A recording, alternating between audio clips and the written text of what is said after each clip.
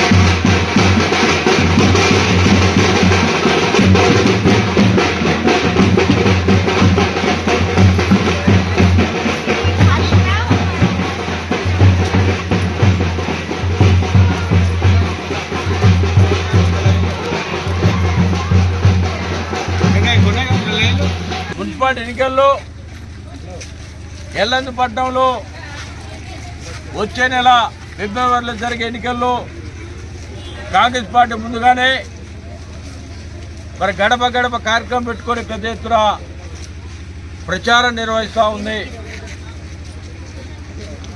మరి పట్టణ ప్రజలందరూ కూడా ఒకటే విజ్ఞప్తి, తెలంగాణ రాష్ట్రంలో కాంగ్రెస్ ప్రభుత్వం వచ్చిన తర్వాత 2 సంవత్సరాలు పూర్తి చేసుకొని 3వ సంవత్సరం ప్రయాణం చేస్తున్న పార్టీ కాంగ్రెస్ పార్టీ. గతంలో పార్టీకి తేడా చూడాలి. గతంలో ఏమిచ్చినా మేము వదిలేస్తున్నాం.